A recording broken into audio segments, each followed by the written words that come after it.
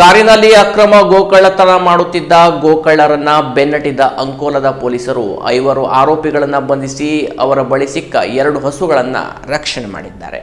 ಇತ್ತೀಚೆಗೆ ನಡುರಾತ್ರಿಯಲ್ಲಿ ಕಾರ್ಯಾಚರಣೆಗಿಳಿಯುವ ಗೋಕಳ್ಳರು ರಸ್ತೆಯಲ್ಲಿ ಮಲಗಿರುವ ಗೋಗಳನ್ನು ಕಾರಿನಲ್ಲಿ ಅಥವಾ ಇನ್ಯಾವುದಾದರೂ ವಾಹನಗಳಲ್ಲಿ ಹೊತ್ತೊಯ್ಯುವ ಕಾರ್ಯ ಮಾಡುತ್ತಿದ್ದರು. ಈ ಬಗ್ಗೆ ಸಾರ್ವಜನಿಕ ವಲಯದಲ್ಲಿ ಸಾಕಷ್ಟು ಆಕ್ರೋಶಕ್ಕೆ ಕಾರಣವಾಗಿತ್ತು. ಕೆಲವೆಡೆ ರಸ್ತೆಯಲ್ಲಿ ಮಲಗಿರುವ ಗೋಗಳನ್ನ ಕಳ್ಳತನ ಮಾಡುತ್ತಿರುವ ವಿಡಿಯೋ ಕೂಡ ಸಾಮಾಜಿಕ ಜಾಲತಾಣದಲ್ಲಿ ವೈರಲ್ ಆಗಿದ್ದವು. ಇದರಿಂದ ಎಚ್ಚೆತ್ತುಕೊಂಡ ಪೊಲೀಸರು ಈ ಕಳ್ಳರ ಬೇಟೆಗೆ ಜಾಲ ಬೀಸಿದ್ದರು. ಅದರಂತೆ ಅಂಕೋಲಾ ತಾಲೂಕಿನ ಜಮಗೋಡ್ನ ರೈಲ್ವೆ ನಿಲ್ದಾಣದ ಕ್ರಾಸ್ ಬಳಿ ರಸ್ತೆ ಬದಿಯಲ್ಲಿ ಮಲಗಿದ್ದ 2 ಆಕಳುಗಳನ್ನ ಕಳ್ಳತನ ಮಾಡಿ ಕಾರಿನ ಹಿಂಬದಿಯ ಸೀಟಲ್ಲಿ ಹಿಂಸಾತ್ಮಕವಾಗಿ ತುಂಬಿಕೊಂಡು ಸಾಗಿಸುತ್ತಿರುವ ಖಚಿತ ಮಾಹಿತಿ ಮೇರೆಗೆ ಕಾರನ್ನು ಹಿಂಬಾಲಿಸಿದ ಅಂಕೋಲಾ ಪೊಲೀಸರು 5 ಆರೋಪಿಗಳನ್ನು ಬಂಧಿಸಿ 2 ಹಸುಗಳನ್ನ ರಕ್ಷಣೆ ಮಾಡಿದ್ದಾರೆ. ಇನ್ನಿಬ್ಬರು ಆರೋಪಿಗಳು ತಪ್ಪಿಸಿಕೊಂಡು ಓಡಿ ಹೋಗಿದ್ದಾರೆ.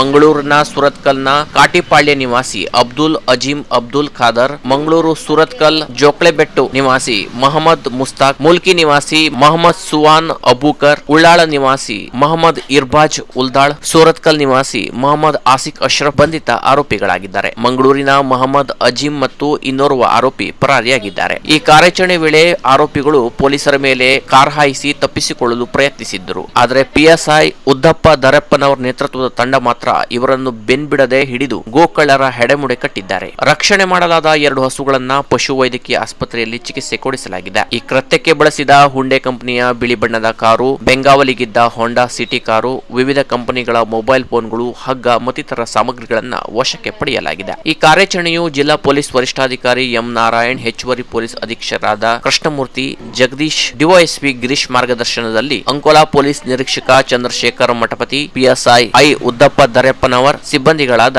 ಎಎಸ್ಐ ಮಹಾಬಲೇಶ್ವರ್ ಗಡೇರ್, ಚಂದ್ರಕಾಂತ್ ಗೌಡ, ಶ್ರೀಕಾಂತ್ ಕಟಬರ್, ಆಸಿಫ್ ಕಂಕೂರ್, ಮನೋಜ್, ಸಲೀಂ ಮೊಕಾಸಿ, ಅರುಣ್ ಮೇತ್ರಿ, ಮಂಜುನಾಥ್ ಗಡ್ಗಿ, ಚಾಲಕ ರವಿ ಹಡಪತ್, ಟಿಎಆರ್ ಸಿಬ್ಬಂದಿ ರಾಜು ಅಸ್ನೋಟಿಕರ್, ಶಿವಮೂರ್ತಿ ಗುನ್ಗಾ, ಪರೀಶ್ ನಾಯ್ಕ್, ಸತೀಶ್ ಕೋಗ್ರೆ ಕಾರ್ಯಾಚರಣೆಯಲ್ಲಿ ಪಾಲ್ಗೊಂಡಿದ್ದರು. Canara plus news Ankola.